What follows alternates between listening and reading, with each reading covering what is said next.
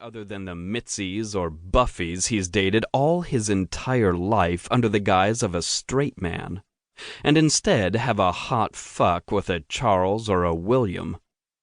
Yet even here, at Cactus Pete's, the gay bar I work at in downtown Phoenix, where it's open season on any willing guy, he's as emotionally and physically closed off as a dam. And it's a shame because he is one hot, tall, perfect package that I wouldn't mind undressing and seeing if I could bring him to his knees with my mouth. Checking in on the few customers as I work my way down the bar to Mr. Closet, I sidle up to him across the bar counter, dropping my elbow, and lazily prop my chin in my palm. "How's the dirty martini going down? Dirty enough for you?" I give him a saucy smile and a playful wink as his eyes dart to mine. And, whoa! I'm taken by the level of intensity in his outrageously green, marbled gaze, the flecks of gold and copper brightening his otherwise secretive eyes. "Huh?" he responds, clearly startled, as he'd been reading over some paperwork laid out on the bar top. His gaze drifts to the empty glass in front of him, and his fingers curl around the stem, pushing it toward me as if he finally realized why I'd ask. "Oh, yes, it was perfect. I probably shouldn't have another one. I've got work to do." I lean over the edge, my belly and hip scraping over the marbled counter, and push my mouth next to his ear. Oh, man, he smells incredible. A crisp, soapy scent mixed with expensive cologne, probably French. Definitely not the cheap over-the-counter shit I get lungfuls of in this place on any given night. Nah, this man is high class, and far too above the fray in here.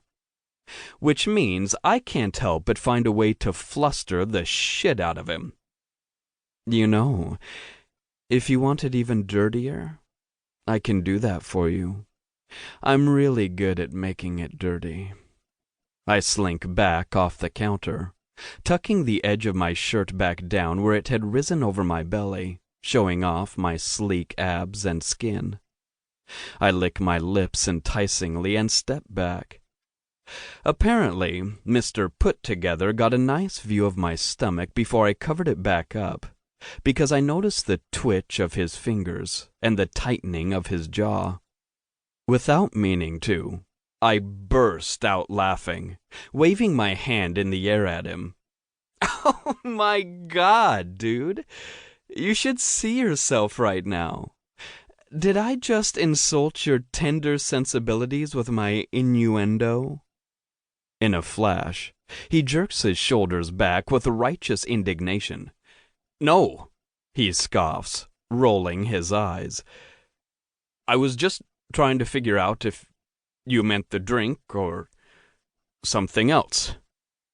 Once again, I bend over the counter, my elbows pinched tight to my ribs, hands clasped in front of me, and give him an innocent lift of my eyebrow. "I guess if you don't know, then you don't want what I have to offer." I spin on my heels, ready to walk away when I feel his large hand curl firmly around my forearm, jerking me back toward him.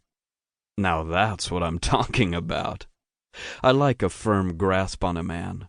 I like the sting of pain and the heat from his grip. I whip my head up and stare him down, holding his gaze. "No, I do know what I want." His eyes travel the length of my body, his piercing eyes blazing with desire. "And the drink is only a start." 1. Lucas. I think my first love has always been art. My Aunt Meredith would take me to New York when I was a kid from my home in Connecticut to attend art gallery shows and museum exhibits. I was fascinated and thrilled with the way artists could shape